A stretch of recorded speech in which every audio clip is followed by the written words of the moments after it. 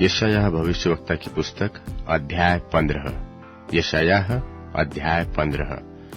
मोआब के विषय भारी भविष्यवाणी। निश्चय मोआब का आर नगर एक ही रात में उजाड़ और नाश हो गया है।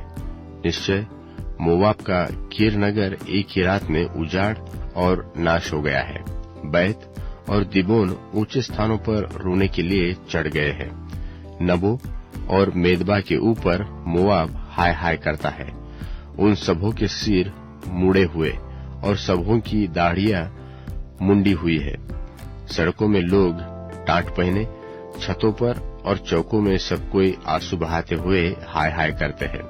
और हेशबोन और एलाले चिल्ला रहे हैं। उनका शब्द यहस तक सुनाई पड़ता है। इस कारण वो मोआब के हथियारबंद लोग चिल्ला रहे हैं। उसका जी उदास है। मेरा मन मोआब के लिए दुहाई देता है, क्योंकि उनके रईस सोर और एगलत शलीतिशिया तक भागे जाते हैं। देखो, लोहित की चढ़ाई पर वे रोते हुए चढ़ रहे हैं। सुनो, होरोनम के मार्ग में वे नाश की चिल्लाहट मचा रहे हैं। और निम्रीम का जल सूख गया और घास कुम्हला गया और हरियाली मुरझा गई और नमी कुछ भी नहीं रही। इसलिए जो धन उन्होंने बचा रखा और जो कुछ उन्होंने इकट्ठा किया है, उस सबको वे उस नाले के पार लिए जा रहे हैं जिसमें मजनू वृक्ष है। इस कारण मोआब के चारों ओर के सिवानों में चिल्लाहट हो रही है। उसमें हाहाकार एगल मलैम और बेरेलीम में भी सुन पड़ता है, क्योंकि दिमोन का सोता लोहू से भरा हुआ है। मैं तो दिमोन पर और भी दुख डालूंगा। मैं बचे हुए मोआबियों और उनके देश से भागे हुओं के विरुद्ध सिंह भेजूंगा। यशायाह अध्याय 16। यशायाह भविष्यवक्ता की पुस्तक अध्याय 16। देश के हाकिम के लिए भेड़ों के बच्चों को जंगल की ओर से सेला नगर से सियोन की बेटी के पर्वत पर भेजो। और उजाड़े हुए घोंसले के पक्षी और उनके भटके हुए बच्चों के समान मोआब की बेटियां अर्नोन की घाट पर होंगी। सम्मति करो, न्याय चुकाओ। दोपहर ही अपनी छाया को रात के समान करो। घर से निकाले हुओं को छिपा रखो।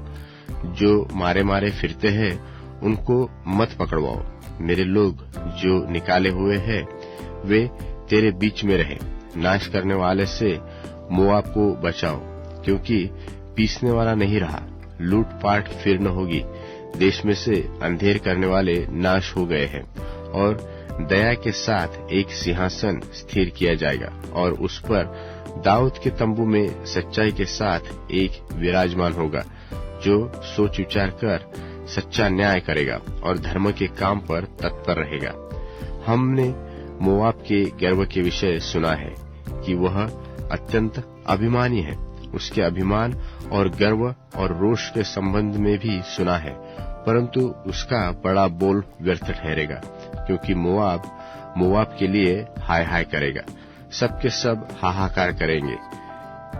किरहरासत की दाख की टिकियों के लिए वे अति निराश होकर लंबी लंबी सांस लिया करेंगे, क्योंकि हेशबोन के खेत और सिबमा की दाख लताएं मुरझा गई।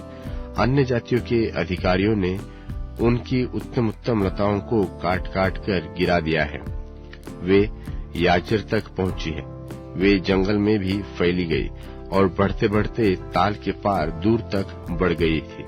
मैं याजेर के साथ सिबमा की दाखलताओं के लिए भी रोऊंगा। हे हेशबोन और एलाले, मैं तुम्हें अपनी आंसुओं से सिंचूंगा, क्योंकि तुम्हारे धूपकाल के फलों के और अनाज काटने के समय की ललकार सुनाई पड़ती है। और फलदायी बारियों में से आनंद और मगनता जाती रही। और दाख की बारियों में गीत न गाया जाएगा, न हर्ष का शब्द सुनाई देगा। दाखरस के कुंडों में कोई दाख न रौंदेगा, क्योंकि मैं उनके शब्द के हर्ष को बंद करूंगा। इसलिए मेरा मन मोआब के कारण और मेरा हृदय किरहेरेस के कारण वीणा का सा शब्द देता है। और ऐसा होगा कि जब मोआब ऊंचे स्थान पर मुंह दिखाते दिखाते थक जाए और प्रार्थना करने को अपने पवित्र स्थान में आए तो उसे कुछ लाभ न होगा। यही तो वह बात है जो यहोवा ने इससे पहले मोआब के विषय में कही थी। परंतु अब यहोवा ने यूं कहा है कि मजदूरों के वर्षों के समान 3 वर्ष के भीतर मोआब का विभव और उसकी भीड़ भाड़ सब तुच्छ ठहरेगी और थोड़े ही बचेंगे जिनका कोई बल न होगा। यशायाह भविष्यवक्ता की पुस्तक अध्याय 17। यशायाह भविष्यवक्ता की पुस्तक अध्याय 17।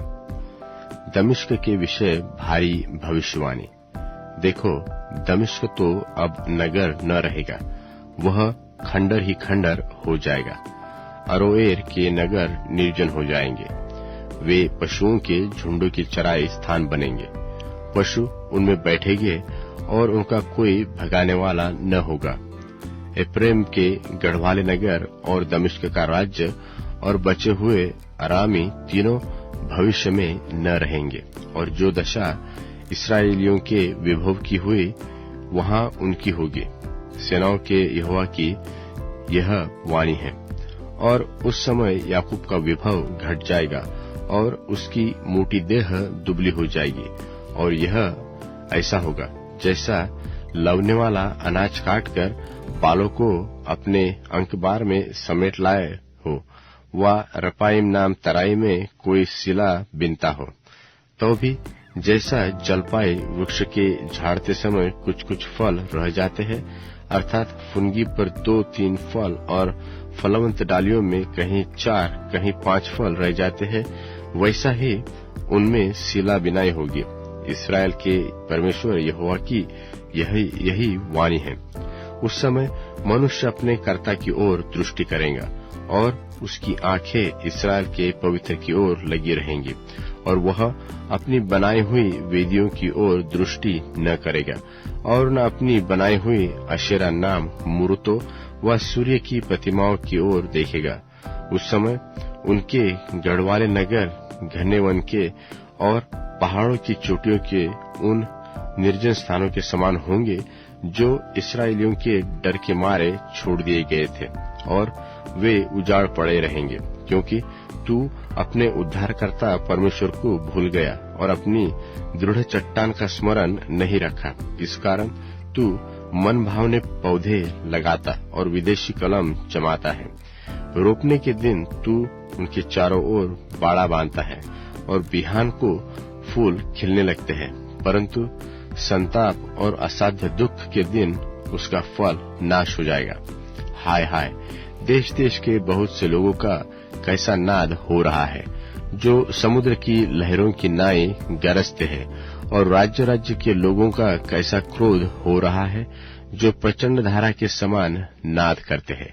राज्य राज्य के लोग बाढ़ के बहुत से जल की नाई आ पड़ेंगे, परंतु वह उनको घुड़केगा। तब वे दूर भाग जाएंगे और ऐसे उड़ाए जाएंगे जैसे पहाड़ों पर की भूसी वायु से और धूली बवंडर से घुमाकर उड़ाई जाती है। सांझ को तो देखो घबराहट है और भोर से पहले वे लोप हो जाती है। हमारे धन के नाश करने वालों का भाग और हमारे लूटने वालों की यही दशा होगी। यूहन्ना की पहली पत्री 2 अध्याय।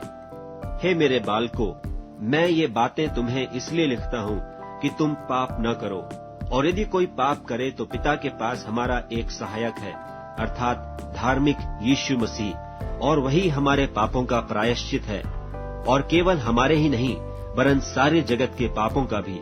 यदि हम उसकी आज्ञाओं को मानेंगे तो इससे हम जान लेंगे कि हम उसे जान गए हैं। जो कोई यह कहता है कि मैं उसे जान गया हूँ और उसकी आज्ञाओं को नहीं मानता, वह झूठा है और उसमें सत्य नहीं।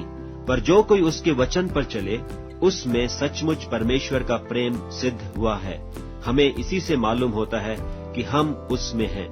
जो कोई यह कहता है कि मैं उसमें बना रहता हूँ, उसे चाहिए कि आप भी वैसा ही चले जैसा वह चलता था। हे प्रियो, मैं तुम्हें कोई नई आज्ञा नहीं लिखता, पर वही पुरानी आज्ञा जो आरंभ से तुम्हें मिली है, यह पुरानी आज्ञा वह वचन है जिसे तुमने सुना है। फिर मैं तुम्हें नई आज्ञा लिखता हूँ, और यह तो उसमें और तुम में सच्ची ठहरती है, क्योंकि अंधकार मिटता जाता है और सत्य की ज्योति अभी चमकने लगी है। जो कोई यह कहता है कि मैं ज्योति में हूँ और अपने भाई से बैर रखता है, वह अब तक अंधकार ही में है। जो कोई अपने भाई से प्रेम रखता है, वह ज्योति में रहता है और ठोकर नहीं खा सकता। पर जो कोई अपने भाई से बैर रखता है, वह अंधकार में है और अंधकार में चलता है और नहीं जानता कि कहाँ जाता है, क्योंकि अंधकार ने उसकी आंखें अंधी कर दी हैं। हे बालकों, मैं तुम्हें इसलिए लिखता हूँ कि उसके नाम से तुम्हारे पाप क्षमा हुए। हे पितरों, मैं तुम्हें इसलिए लिखता हूँ कि जो आदि से है तुम उसे जानते हो। हे जवानों, मैं तुम्हें इसलिए लिखता हूँ कि तुमने उस दुष्ट पर जय पाई है। हे लड़कों, मैंने तुम्हें इसलिए लिखा है कि तुम पिता को जान गए हो। हे पितरों, मैंने तुम्हें इसलिए लिखा है कि जो आदि से है तुम उसे जान गए हो। हे जवानों, मैंने तुम्हें इसलिए लिखा है कि तुम बलवंत हो और परमेश्वर का वचन तुम में बना रहता है और तुमने उस दुष्ट पर जय पाई है। तुम न तो संसार से और न संसार में की वस्तुओं से प्रेम रखो। यदि कोई संसार से प्रेम रखता है तो उसमें पिता का प्रेम नहीं है, क्योंकि जो कुछ संसार में है, अर्थात शरीर की अभिलाषा और आंखों की अभिलाषा और जीविका का घमंड, वह पिता की ओर से नहीं परंतु संसार ही की ओर से है। और संसार और उसकी अभिलाषाएं दोनों मिटते जाते हैं, पर जो परमेश्वर की इच्छा पर चलता है वह सर्वदा बना रहेगा।